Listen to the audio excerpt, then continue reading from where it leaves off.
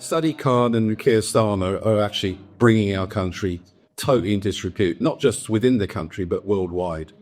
I've got a lot of friends in Europe, I don't say EU, I say Europe, who just can't believe what's going on here. They find it extraordinary. They've got their own problems and troubles, but they haven't had duplicitous, selfish, dishonest politicians like we've got in huge number. Well, my name's Howard Cox, and I've been running the Fairfuel UK campaign since 2011. And we've had some success. We kept dual duty frozen. It's been hard work, but a lot of lobbying, a lot of campaigning. But most important thing, which is why I'm with Byford UK, is I listen to grassroots people, real people who need their car, need to drive their the white van man, etc. And from my point of view, I thank them for doing it. Since 2011, I've built up something like 1.7 million supporters. Now, they were just a quiet bunch of people. I mean, are there any Fairfuel UK members here? So, come on, get a grip. Well, it's not bad, actually, in terms of 1.7 out of 37 million drivers. I think we got a bigger proportion here, so thank you. Please do sign up to Fairfuel UK. It costs nothing. And I'm proud, really proud and thankful to Ben has actually said he's very much behind Fairfuel UK because he's behind the motorists. They're the commercial heartbeat and also the social heartbeat of our economy. They've given us freedom to go anywhere we want to do. And more to the point, even if you want a vegan burger, you're in the green lefty, you still need to have it delivered on a diesel truck. So I continue to campaign for that. It's becoming harder and harder and harder. And frankly, someone came up to me earlier, so I apologise if I forgot if you said it to me. But I couldn't believe that we've actually got it frozen in the last two budgets of Labour. I never expected that. I was...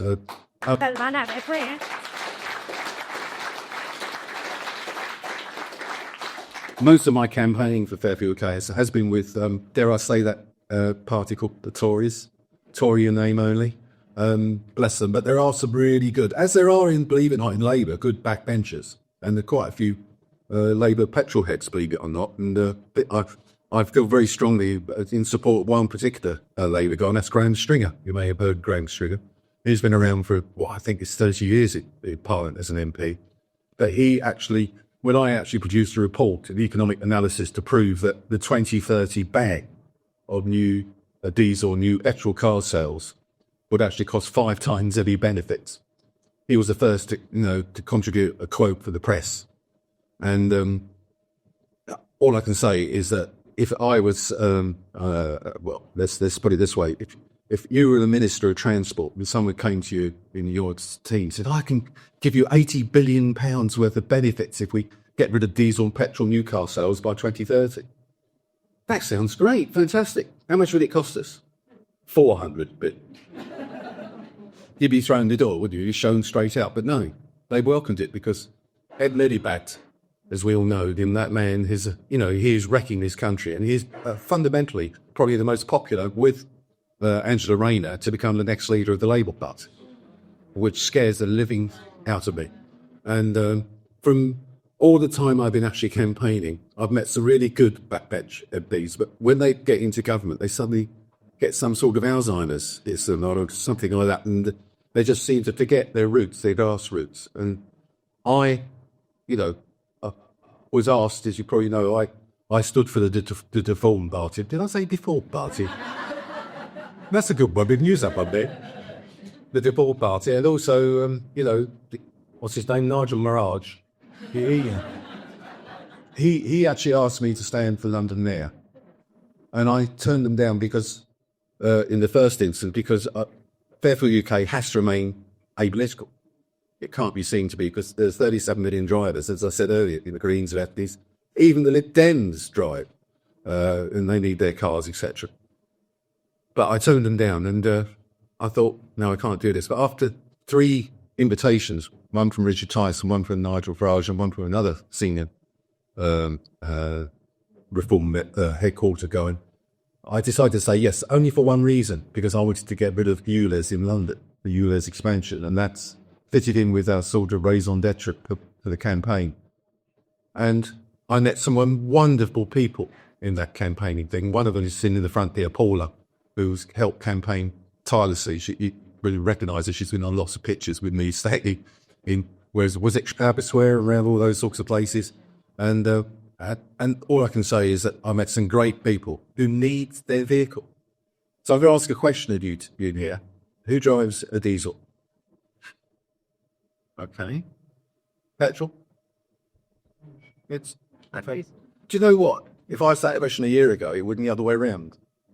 Because diesel's been made the pariah, hasn't it? It's been made the horrible thing. And I hope Gordon Brown rests his fate as well, because he's one that made us say, you got to die the diesel. Do you remember back in the early 2000s? And who drives an electric vehicle? 2, 3, 4. I do drive all 3. Okay.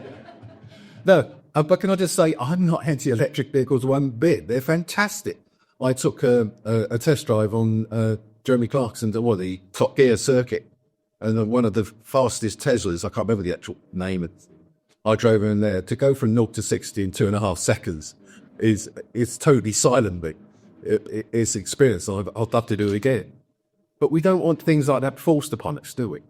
There's no need for it, because and this is an interesting thing that people don't recognise regarding the motoring fraternity, particularly on the left wing, is that Euro 6 diesel is the standard for emissions. And what that means is you accept it right across Europe, that you accept it as being clean or relatively clean. Euro 7 and Euro 8 were in development. But because of these draconian bans thrust across Europe, we're seeing that Euro 7, Euro 8, they're not being developed. They're not bothering to do it anymore. And you probably read this week that Europe has suddenly had I don't know what you want to call it, but they've woken up and suddenly realised that they don't want a 2035 ban, theirs is, and they're going to move it to 2040. So thank heavens for Fairfuel UK support and others. You may have actually involved some of the people that are members of Fairfuel UK may have sent an email to Milliman, Heidi Alexander, the Transport Minister, and of course Keir Starmer, to ask him to say, wake up, smell the coffee, can you move ours to 2042? Well, I'm pleased to say that 42,000 actually emailed those 3 people in the space of 72 hours. Wow. And someone asked me,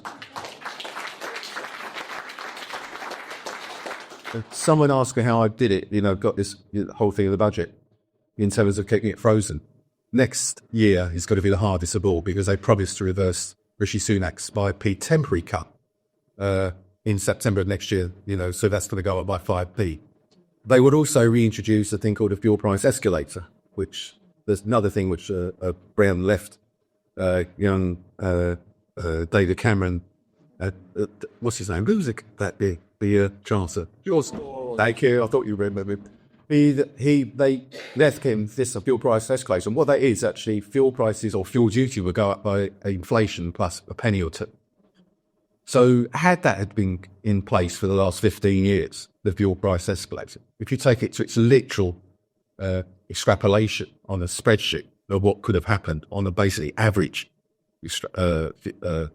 escalator calculation, we would be paying something like £1.30p per litre more.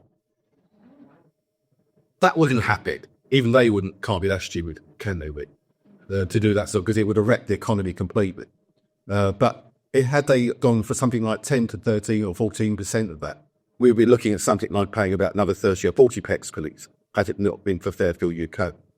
And, we hear this incredible mantra from racial thieves saying things like, we must go for growth. How can you go for growth? By taking away money from the essential resource. And these are the sort of things. And that's why I got into it. So I stood for London Mayor, and I didn't win, but I had no bloody support. And it was appalling, that time for me. The people that on the grassroots are great. But on the day, I think some of you may have heard say this before, I won't apologise because I'm still angry about it. But on the day of the election, when I went into Westminster and put my tick next to my name, there was no one from Reform Headquarters there. No one. Useless, even with just an iPhone taking a picture of me doing it. No one's there. One person did turn up, and that was Rupert Lowe. And I've got a lot of respect for Rupert Lowe. Ben will probably talk about Rupert later, but you can see what he's doing. He's doing an incredible job. He's probably the most effective MT in Parliament. And I hope he wakes up and spills the coffee, comes and joins. Pass.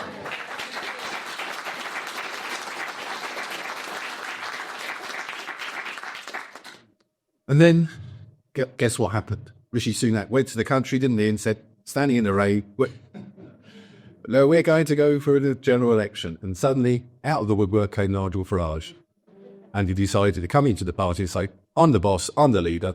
Bye-bye, Ben. Bye-bye, Howard Coles. Bye-bye, everybody else that seemed actually worked their butts off and actually believed reform was the future. And look where we are now. And he's now boasting, and I think he's actually lying through his teeth, that they're the largest party, even above Labour now. I find that incredible because every person I've spoken to with him reform have left, so I don't think the ticker's gone down. But that's neither here nor there. But the big thing for me is, and it's very from my heart, is the freedom of speech issue. I was asked, I stood down in Dover, by the way, didn't do too bad in 3.5, 4 weeks of campaigning, came second. But I was asked by one of the new, burgeoning group of independent citizen journalists, Dan Wootton. I don't know, do you watch Dan Wootton? Yeah. And then threw a bit of a curveball to me in one of his interviews and just said, what do you think of Tommy Robinson? I said, I don't know from Adam. I didn't. This is last autumn. But what I do know about it is what he's done to highlight the child rape gang issues. And he should be credited for that. He should be congratulated for that, but he's doing. May I give a damn about his checkered past? It's irrelevant to me. But what he's doing now and that sort of thing.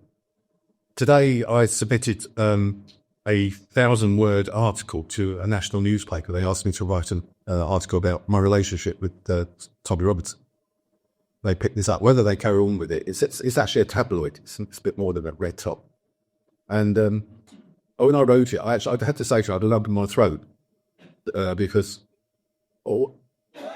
I couldn't believe that Reform would actually send me a text. That's what it was, a WhatsApp text, in Cambridge tries to say, we heard you on Dan Wootton. If you continue to support Tommy Robinson, you'll be expelled from the party.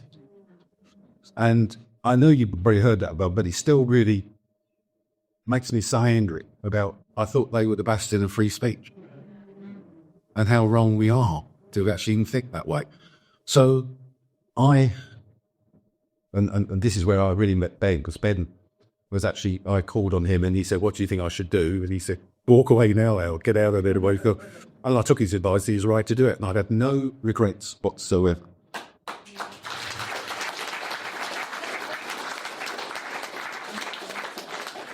But the most important thing for me is I had to learn more about this guy called Tommy Robinson. So another citizen journalist, a guy called Paul Thorpe. You heard Paul Thorpe? It's amazing. We've got the right audience here. Paul Thorpe actually arranged for me to visit him in Woodhall Prison while I was in solitary. And because I had to find out who is this guy for myself. I've been told how horrible he is. He's a prior. All these, the water under the bridge, horrible things with regards to UKIP that go back with Nigel and further that. And, okay, let's find out what he's all about. And we went to, obviously, he has got a checkered past. So did Nelson Mandela. Those are the sorts of things. I wrote that in the report, in my article, about the fact that man was running a terrorist MK group, which was built on sabotage and blowing up stations. Not killing people. He didn't advocate that, to be fair. But he was still a terrorist. And look how he's became fated. The Nobel Peace Prize, and then President of South Africa. So maybe Tommy could be the next Prime Minister after Ben. These hip rejects. But I sat with him, and one of the things is, to this day, I'll never forget it. Sitting there, and he walked. He's only about that high. I'm 6'4". And he walked up to me, and he had a tracksuit on. He had, his beard. You probably saw him when he was, he got that beard. And there were two warders there, and for you must understand, the warders love it. They're all over it. They really thought, what a great guy he is. They're right behind it. And but he brought over a little tray of flake chocolates, crisps, wagon wheels. I saw some wagon wheels up there, so that's what reminded me. And I thought, what's this? He said, it's very kind of you. He said, where do you get this? It's out of my weekly sort of allowance here. I said, well, I wanted to entertain you. He said, I spent 2 hours with him, and you're going to laugh at this. I spoke for 5 minutes. I watched this guy speak to me about his passion, his past, and what he did. I knew nothing about it, but I left that knowing I'd made the right decision to leave Reform. And he thanked me for that, and he's thanked me ever since. I've spoken on a couple of his events, etc. Ben's obviously did the Star was a wanker one. And that was much bigger. So did Sarah, and we saw Sarah earlier. She was proud to be speaking there. But I got to know this guy, and he's quite a shy, reserved sort of character when you actually get to know him. And he passionately cares about the safety of our children, our kids in this country, and that's what he was doing. And why has he been, vilified, persecuted? His whole safety, he's been attacked, he's been lied about. You probably saw that he's going to sue Nigel Farage because Nigel Farage said he's abusive to women.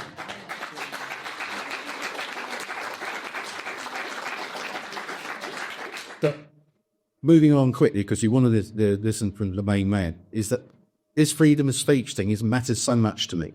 It is absolutely, I'm over 70 years of age, and all I know is that I've never known a time where people are scared to actually say what they think without being accused of being, as Sarah said, a far-right thug or a fascist or a Nazi, all those sorts of things. It's not. That just washes over me now, that part of it. It's almost like a badge of honour. And I, for one, I'm so proud to be now a member of Advance UK. Advance UK really does have an opportunity, I think. Obviously, we're not ready now if there's a general election. We know that. We got Floss in the audience as one of the main organisers of Advance UK. Can we have a round of applause, of course, for...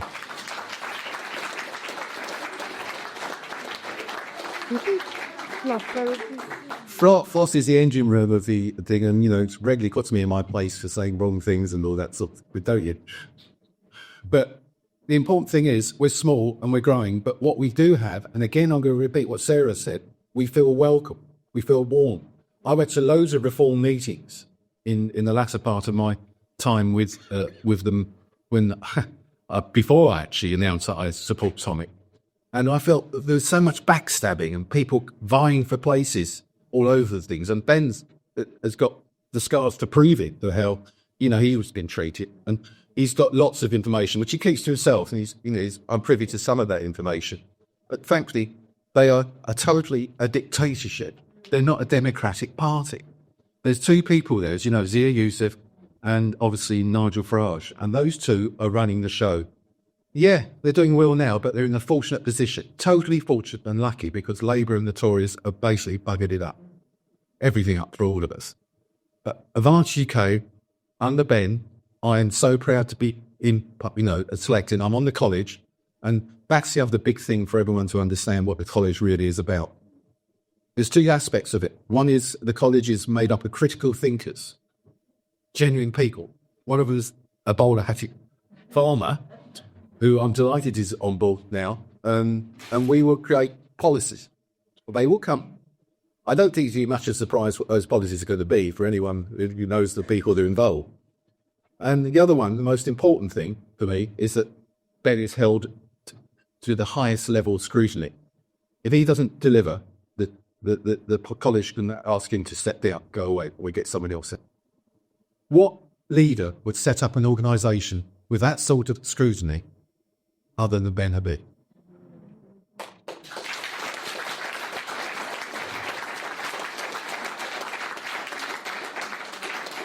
And that's the reason why I'm proud to be part of Advance UK, and even at my tender years, I'm going to continue to fight like mad. I don't suppose I'm going to be staying as an MP in years to come, because I'm just happy to really, what matters to me is actually getting the right policies in place. And on day one, when Ben gets the keys to number 10, we're ready to go, hit the road, absolutely full pelt with policies that people want, rather than being told what they're going to get.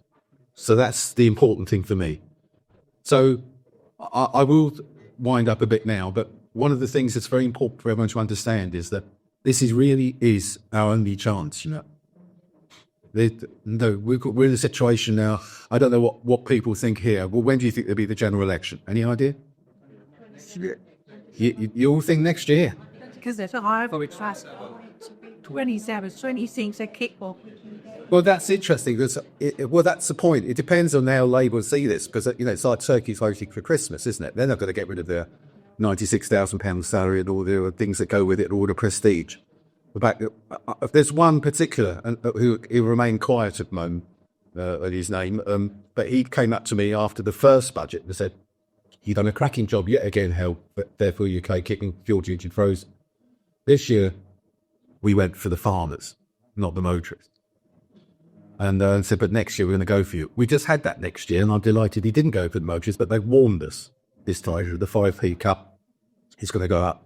But how pathetic we went for the farmers. It's like throwing your rattle out of the pram, isn't it?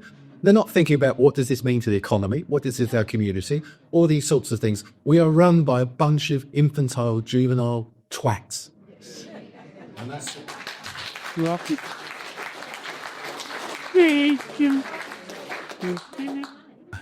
And from what we're I used some of you said next year. That is potentially could happen, but I don't think there will be a night of belong guys. I think personally you will resign and step aside for Rainer or Miliband. I think that's what's going to happen.